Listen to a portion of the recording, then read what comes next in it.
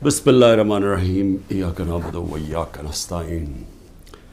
मेरे पाकिस्तानियों, आज मैं पुलिस थाने गया अपनी इन्वेस्टिगेशन के लिए, अपनी स्टेटमेंट रिकॉर्ड करने के लिए।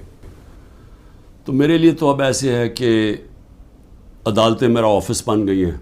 हर रोज़ मैं ऑफिस जाता हूँ जिस तरह, और ये इन्वेस्टिगेशन पुलिस के बार बार पुलिस और GITs की इन्वेस्टिगेशन में भी जाता हूँ।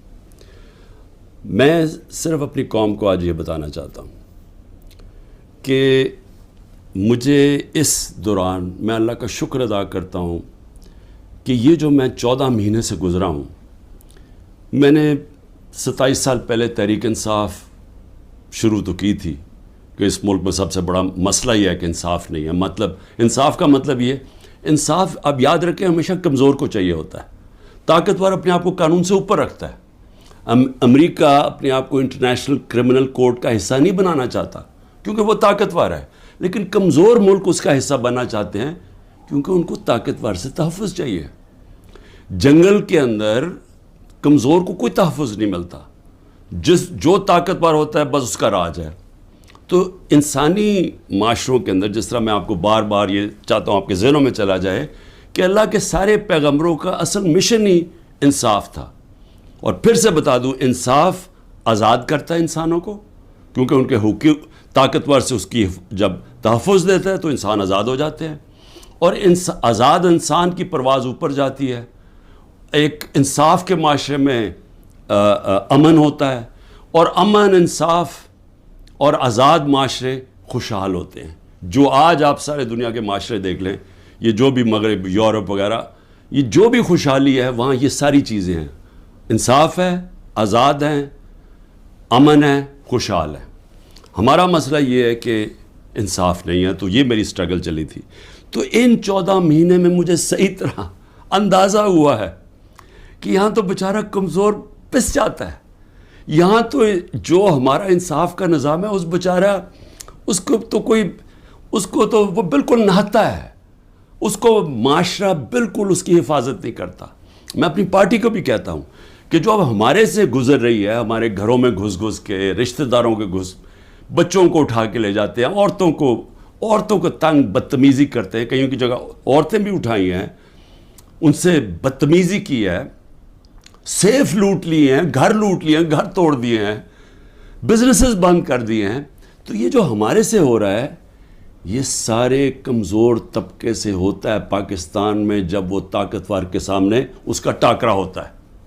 आज अंदरूने सिंध आप चले जाएं तो जो वहाँ लोगों का कमज़ोर तबके का हाल है, मैं आपको यकीन दिलाता हूँ कि इंसानी माशरे में ऐसे लोगों को कोई नहीं रख सकता। यानी होता क्या है कि वो उनके ख़िलाफ़ जुर्म भी होता है, जुल्म भी होता है, और उन्हीं को फिर उनके ऊपर सज़ा भी मिल जाती है। ये हर जगह है।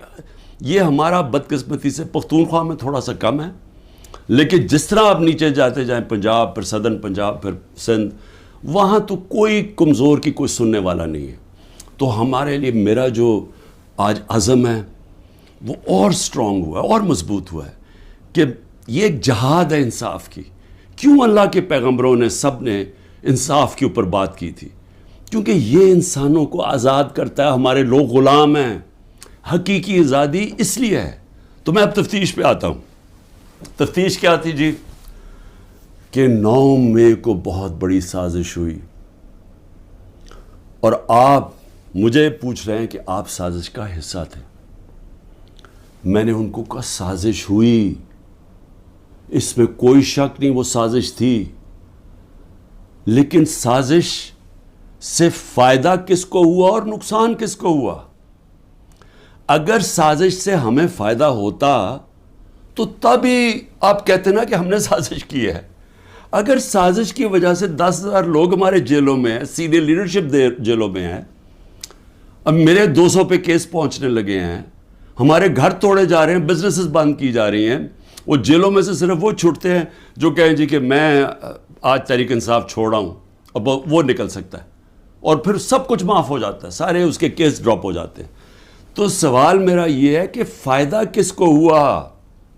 फ़ायदा हुआ ये जो सारे मनी लॉन्ड्रर्स, یہ 30 سال سے جو ملک کو لوٹ رہے ہیں, جن کے پیسے باہر پڑے ہیں, جو کہ اربوں خربوں پتی بن گئے ہیں جبکہ ملک مقروض ہو گیا ہے, یہ سارے جو آج اوپر بیٹھے ہوئے ہیں ان کو فائدہ ہوا ہے.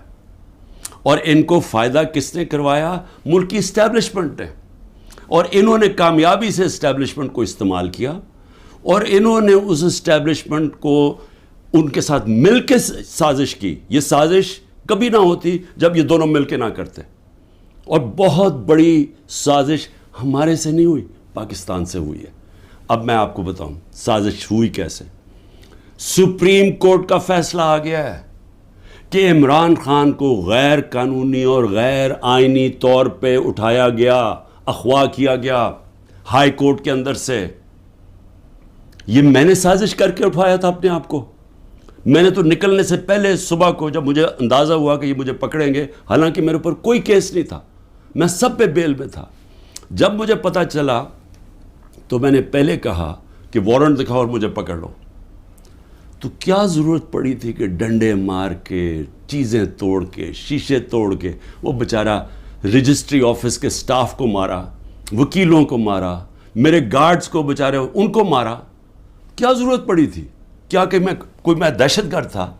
تو جان کے یہ دنیا میں دکھانے کے لیے ویژلز یہ جو گئے ہیں کہ جس طرح مجھے وہاں سے پکڑ کے لے کے گئے ہیں. اور اس کے بعد پہلے سے ہی تیاری تھی کہ جو بھی رد عمل آئے گا وہ پہلے سے تیار بیٹھے تھے کہ انہوں نے یہ بلڈنگ چلانی ہے. اور میں انشاءاللہ جس دن انڈیپینڈنٹ انویسٹیگیشن ہوئی میں ثابت کروں گا. عسکری ٹاورز کا ایک گواہ ہے, اور کوئی پتہ نہیں وہ ویگو ڈالا وہاں پہنچ جائے اور اس کو اٹھا کے لے جائے. اس کی پوری ریکارڈنگ ہے کہ وہاں کیا ہوا تھا. وہ کوئی تحریک انصاف نہیں تھی جب عسکری ٹاور چلایا گیا. اور کیا آج آئی جی پنجاب جو دندناتا پھر رہا ہے, کیا اس سے کسی نے نہیں پوچھنا کہ وہاں سے 2 گھنٹے لگ رہے ہیں, وہ لوگ آ رہے ہیں اور یا پروٹیسٹ کرنے کے لیے, کسی نے نہیں پوچھنا اس سے کہ جناب آپ کی پولیس کدھر تھی؟ ساری جگہ تو ٹیئر گیسنگ کر رہے تھے, ساری جگہ تو کھڑی تھی, ادھر کیوں نہیں گئی؟ اور کدھر گیا وہ سی سی ٹی وی کیمرہ؟ کیوں نہیں اس کی فوٹیج آئی سب کے سامنے؟ کیوں نہیں انڈیپینڈنٹ انکوائری ہوئی؟ کور کمانڈر گھر کی سازش تھی, اور انشاءاللہ یہ سازش آئے گی سامنے جب ہمارا موقف سنا جائے گا. میں نے انکوائری والوں کو بھی کہا جج دونوں طرف سن کے فیصلے کرتا ہے, ون سائیڈڈ فیصلے نہیں کرتا کہ ایک جج جوری ایکسیکیوشنر جناب آپ ہی فیصلہ کر لیں کہ جی یہ انہوں نے کیا اور ان کو پکڑ کے مارنا شروع کر دو, پکڑ کے لو اور ملٹری کورٹس بنا دو تاکہ کچھ چیز نکلے ہی نہ, جیسے مرضی سزا دے دو. تو میری اپنی قوم سے جو میں آج کہنا چاہتا تھا وہ یہ کہ اس کو جس طرح استعمال کیا گیا, یہ نہیں کہ انہوں نے تحریک انصاف کو پلان کر کے ختم کرنے کی کوشش کی ہے, یہ ہماری ڈیموکریسی ختم کر رہے ہیں. مجھے جو آج سوالوں سے چیز سامنے آئی وہ کیا تھی؟ مجھے کہتے جی آپ کے لوگ کیوں گئے وہاں, کنٹونمنٹ میں کیوں گئے, تو فلانی جگہ کیوں گئے, آپ نے پہلے سے تیار کیا ہوا تھا. میں نے ان سے پوچھا کہ جب مجھے کمانڈو ایکشن سے اٹھایا جا رہا ہے وہاں, تو کدھر جانا تھا لوگوں نے پروٹیسٹ کرنے؟ تو اس کی باتوں سے مجھے یہ لگا کہ آپ کو پرامن احتجاج کرنے کی اجازت نہیں ہے کہیں جی ایچ کیو کے سامنے یا کنٹونمنٹ کے سامنے. مجھے بتائیں آئین میں کدھر لکھا ہوا ہے؟ کہیں آئین میں لکھا ہوا ہے تو میں مانوں کہ میں نے قانون توڑا ہے. آئین میں لکھا ہوا ہے کہ آپ کا حق ہے, ہر پاکستانی کا حق ہے کہ جب ناانصافی ہو, سمجھ لیں ناانصافی کے خلاف آپ پروٹیسٹ کر سکتے ہیں پرامن طور پہ. یہ آپ کا آئین کا حصہ ہے. اور ناانصافی ہوئی تھی, سپریم کورٹ نے کہا کہ ناانصافی ہوئی ہے. سپریم کورٹ نے اپنے فیصلے میں کہا ہے کہ غیر آئینی اور غیر قانونی طور پہ عمران خان کو اٹھایا گیا, اور پھر جس طرح ذلیل کر کے مجھے اٹھایا گیا, تو کیا یہ بھیڑ بکریاں تھیں؟ یہ تحریک انصاف کے جو لوگ تھے وہ بھیڑ بکریاں تھیں, چپ کر کے بیٹھ جاتی؟ کیا انہوں نے غلط کیا تھا کہ اگر وہ پرامن احتجاج کے لیے نکلے تھے؟ جی وہ جو جیو فینسنگ میں وہاں بھی پہنچ گیا نا, وہ بھی ساروں کو جیلوں میں ڈال دیا. اس کا مطلب آپ یہ کہہ رہے ہیں کہ آپ ساری جگہ احتجاج اگر کر سکتے تو کریں, لیکن کہیں بھی کنٹونمنٹ کے اندر جی ایچ کیو آپ اس کے سامنے احتجاج نہیں کر سکتے. آپ ذرا غور سے سمجھیں کہ اس کا مطلب کہ آپ نے کہا ہے کہ اگر وہ قانون توڑیں بھی تو وہ قانون سے اوپر ہیں. آپ یہ مطلب ہو گیا نا اس کا. میرے اوپر ایک کیس کیا ہے کہ میں نے ملک سے غداری کی.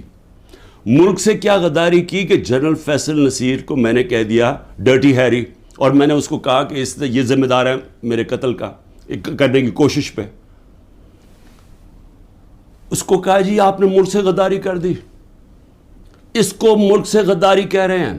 سو اس کا مطلب یہ کہ یا تو وہ جنرل فیصل نصیر قانون سے اوپر ہے, یا آپ نے اس کو لائسنس دیا ہوا ہے کہ وہ کسی کو قتل کر دے, یا تو یہ مطلب, اور یا یہ کہ ہماری جرت کیسے پڑی, کہ ہم کوئی کمی ہے اس ملک میں, کیا ہماری کوئی حیثیت ہی نہیں ہے کہ میں اپنی ایف آئی آر نہیں کٹوا سکتا جو میرا ملک کا قانون مجھے حق دیتا ہے.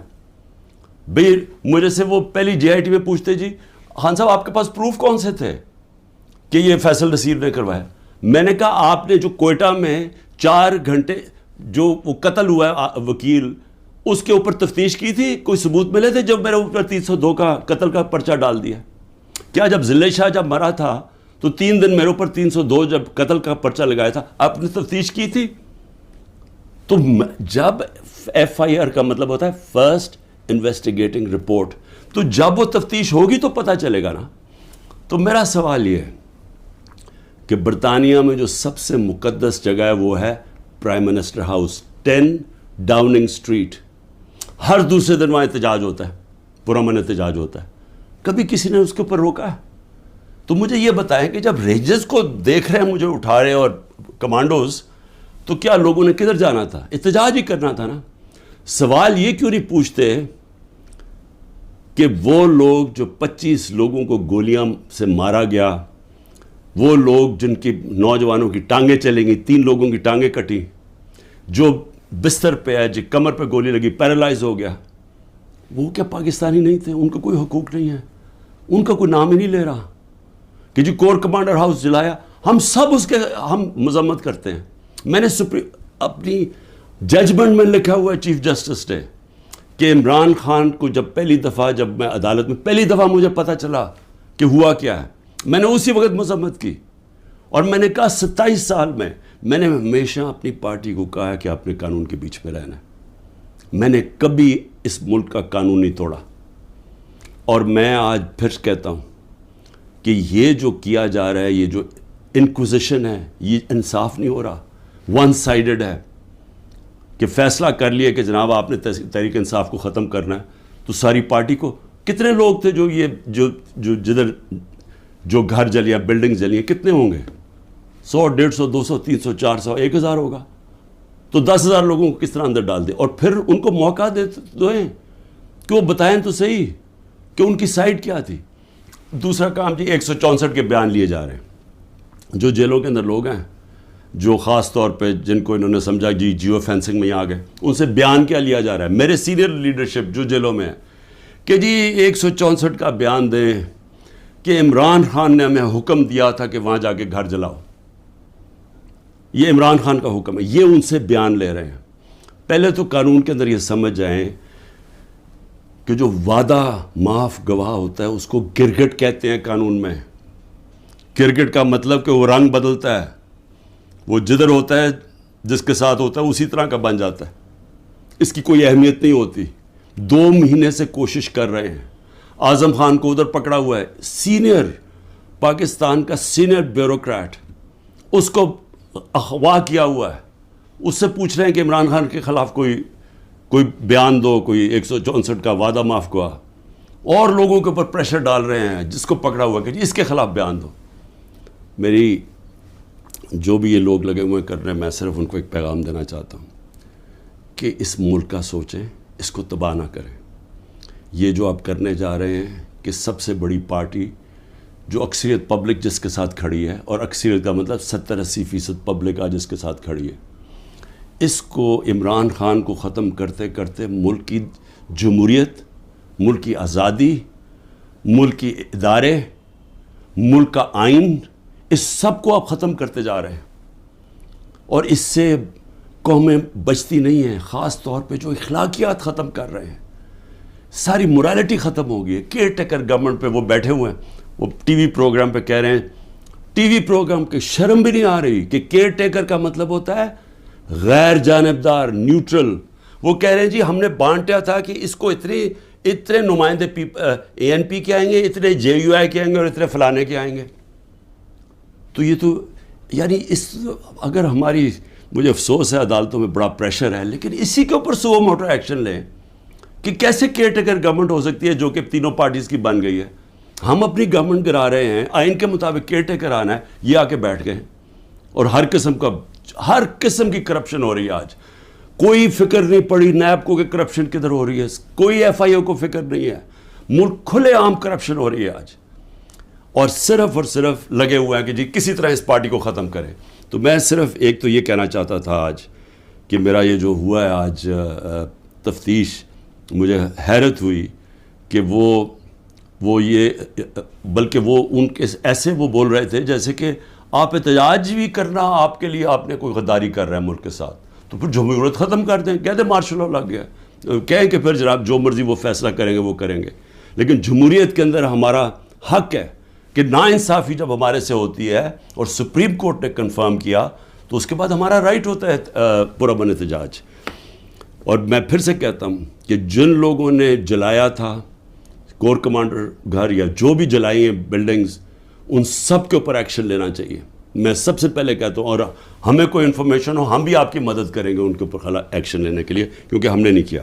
دوسری چیز ہی اسرائیل آیا جی, اسرائیل کے اوپر ایک گورنمنٹ منسٹرز کہہ رہے ہیں کہ جی دیکھیں عمران خان کے, اسرائیل نے عمران خان کے لیے سپورٹ کر دیا. پہلے تو یہ ذرا میرے بیان سن لیں, یہ جب میں پرائم منسٹر تھا, یہ میرے بیان صرف یہاں نہیں ہیں, 2 پاکستان میں بھی ہیں اور امریکہ کے اندر جا کے میں نے یہ بیان دیا ہے. یاد رکھیں امریکہ کے اندر سب سے تکڑی لابی اسرائیل کی لابی ہے. امریکہ کے اندر سننے کے میں نے بیان کیا دیا, اور پاکستان میں بھی جو پرائم منسٹر ہوتے ہوئے. Next questioner. There's been talk about Pakistan forming relations with Israel, and we know the winds of change are blowing through the Middle East. Is this in the cards, and why? I'm afraid I don't know where this has come from. It's not. Pakistan has a very straightforward position, and it was a founder of Pakistan, Quaid-e-Azam, Muhammad Ali Jinnah, who was very clear that, there has to be a just settlement, a homeland for Palestinians, before Pakistan can recognize Israel. جو بھی کوئی ملک کرے, ہمارا تو موقف بڑا clear ہے, اور ہمارا موقف قائد اعظم محمد علی جناح نے 1947 میں کلیئر کر دیا تھا, 1948 میں, کہ ہم اسرائیل کو کبھی تسلیم نہیں کر سکتے جب تک فلسطینوں کو ان کا حق نہیں ملتا, ان کو ایک جسٹ سیٹلمنٹ نہیں ہوتی. جو 2 نیشن تھیوری تھی پیلسٹینین کی, کہ ان کو پورا ایک ان کی اسٹیٹ ملے جو کہ پیلسٹینین فیصلہ کریں, ٹھیک ہے. جب تک وہ نہیں ہوتا, اگر ہم وہ تسلیم کر لیتے ہیں تو ہمیں پھر کشمیر کا بھی, ہمیں ایگزیکٹلی سچویشن کشمیر کا ہے تو ہمیں وہ بھی گیو اپ کرنا چاہنا چاہیے. تو اس لیے پاکستان نہیں تسلیم کر سکتا اسرائیل کو. اب امریکہ میں میری بیان کی کیا اہمیت ہے, کیونکہ یہ جو 2 ہیں نا, نواز شریف اور زرداری یا ان کے بچے, میں چیلنج کرتا ہوں کہ یہ جا کے امریکہ کیا پاکستان میں بیان دے دیں ان کے خلاف, لیکن امریکہ میں جا کے دیں. یہ میں کہتا ہوں کہ ان کی اتنی جرت نہیں تھی کہ جب امریکہ نے اور ہندوستان نے مل کے موڈی کے دورے پہ امریکہ جب جوائنٹ سٹیٹمنٹ دی اور انہوں نے کہا کہ پاکستان کا نام لیا, بائیلیٹرل ٹاکس میں پاکستان کا نام آتا ہے کہ جی پاکستان کراس بارڈر ٹیررزم کر رہی ہے اور پاکستان کو بند کرنی چاہیے. کسی کا بیان نکلا کسی کے منہ سے, کہیں وہ بیٹھا ہوا نواز شریف کہ اس کے منہ سے کوئی آواز نکلی, کہیں زرداری کے منہ سے کوئی آواز نکلی؟ نہیں نکلے گی. جب 400 ڈرون اٹیک ہو رہے تھے پاکستان میں, جو دنیا میں کوئی مثال ہی نہیں ہے کہ آپ جس کے لیے جنگ لڑ رہے ہیں وہ آپ کے ملک میں ڈرون اٹیک کر رہا ہے, ان کے منہ سے ایک لفظ نہیں نکلا. اور میں آج اپنی اسٹیبلشمنٹ سے پوچھنا چاہتا ہوں کہ آپ ان لوگوں کی آج حمایت کر رہے ہیں جن کے اربوں روپے نہیں ڈالر باہر پڑے ہوئے ہیں. یہ کبھی بھی ایک لفظ نہیں کہیں گے ان لوگوں کے پاس جن کو پتہ ہے کہ وہ کسی وقت ان کے، جس طرح وہ روسیوں کے اب ڈالر ضبط کر رہے ہیں نا، ان کی روسیوں کی پراپرٹیز جب سے جنگ ہوئی ہے ضبط کر رہے ہیں، وہ کبھی بھی ان کے ڈالرز، کیونکہ چوری کا پیسہ ہے اور اربوں ڈالر پڑا ہوا ہے ان کا باہر، یہ کبھی ان کے خلاف بات نہیں کریں گے، یہ اپنے ملک کے لیے کبھی کھڑے نہیں ہوں گے. یہ تو ان کو تو ہندوستان سے جان جاتی ہے، کیونکہ ان کو پتہ ہے کہ ہندوستان کی اور اسرائیل کی لابی بڑی مضبوط ہے امریکہ میں، تو یہ تو کبھی بھی نہیں ملک کے لیے سٹینڈ لے سکتے. تو ان کی جو بیکنگ کی جا رہی ہے، میں یہ سوال پوچھتا ہوں کہ آج عمران خان کو تو دہشت گرد ثابت کرنے کی کوشش کی جا رہی ہے. مجھے یہ بتائیں کہ کبھی عمران خان نے ایسی حرکت کی کہ امریکنوں کو میسج بھجوایا جائے اپنے ایمبیسڈر حسین حقانی کے ذریعے میمو گیٹ کے اندر، وہ جو میمو گیٹ تھا، امریکنوں کو کہہ رہا ہے کہ ہماری فوج سے ہمیں بچا لو، اس کو آج پرائم پوزیشن میں بیٹھا ملک کے فیصلے کر رہا ہے. اور دوسرا، جس کو اتنا پیار تھا مودی کے ساتھ کہ اس کو گھر پہ شادی پہ بلا لیا، جبکہ وہ پاکستانی فوج کو پاکستان کے آرمی چیف کو دہشت گرد کہہ رہا تھا مودی. وہ کہتا پرائم منسٹر ٹھیک ہے لیکن وہ تو پتلا ہے، دہشت گرد پاکستانی فوج کو کہہ رہا تھا. ڈان لیکس کے اندر کیا ہوا؟ وہی کہہ رہا تھا نا کہ ہم تو بے بس ہیں جناب، ہماری فوج دہشت گردی کر رہی ہے. وہ لوگ آج ملک کے فیصلے کریں اور وہ بیٹھ کے باہر بیٹھ کے اپنے بڑے بڑے محلات کے اندر، اربوں روپے کی پراپرٹیز کے اندر وہ بیٹھ کے جناب وہاں فیصلے کریں کہ جی ملک میں کیا ہوگا، ملک میں الیکشن کب ہوگا، وہ فیصلے کریں. اور یہاں کیا نظر نہیں آ رہا ہماری اسٹیبلشمنٹ کو؟ آپ کو نظر نہیں آ رہا کہ یہ کر کیا رہے ہیں اس ملک کے ساتھ؟ کیا ان کا انٹرسٹ ہے پاکستان سے؟ کیا جب مشکل پڑی یہ ملک سے باہر نہیں بھاگے؟ کیا اسٹیبلشمنٹ نے خود، میں گواہ ہوں جتنی دفعہ مجھے انہوں نے ان کی کرپشن کے کیسز بتائے ہیں، میں گواہ ہوں جب جنرل باجوہ نے بتایا کہ انہوں نے فلانے ملک سے کتنی کمیشن اربوں ڈالر کی کمائی، میں گواہ ہوں کہ جب انہوں نے بتایا کہ یہ آصف زرداری کے جو کیسز ہیں، یہ شروع کی بات تھی، بعد میں تو ڈیلنگ کر لی انہوں نے. جنرل مشرف نے جب اس کا نیب کا پہلی دفعہ جو چیئرمین بنا جنرل امجد، مجھے بریفنگ دی گئی کہ ان کی کتنی پراپرٹیز ہیں ملک سے باہر. یہ تو پکڑی گئی ہے نا ایون فیلڈز کی اور 2-3 اور، باقی کتنی پراپرٹیز ہیں؟ میں بات کر رہا ہوں تب کی، آج سے 20 سال پہلے کی. اس کے بعد جو لوٹ مار انہوں نے 10 سال کی وہ اس کے اوپر ہے، اور آج جو کر رہے ہیں. تو کوئی ہمیں فکر نہیں ہے کہ ہمارا ملک بینکرپٹ ہو چکا ہے اور ہم آج انجینئرنگ کر رہے ہیں ہماری اسٹیبلشمنٹ کہ یہی لوگ پھر واپس آ جائیں؟ تو کوئی فکر نہیں ہے ملک کی. کیا یہ عمران خان نے کوئی ٹھیکہ لیا ہوا ہے کہ وہ سارا وقت یہ سارا برداشت کرے یہ جو ہو رہا ہے آج، اور صرف وہی اسی کے اوپر سارا رکھے کہ جی اس کو کسی طرح دبا دو؟ کس کا فائدہ ہے اس میں؟ اور اس لیے میں آخر میں صرف یہ کہنا چاہتا ہوں کہ دیکھیں یہ بڑی خواب ہے پاکستان کی، بڑا، اس کے لیے بہت بڑے ذہن تھے علامہ اقبال، اس کے لیے جس نے کس طرح کی سٹرگل کی، وہ بہت ہی بڑے لیڈر تھے، قائد اعظم.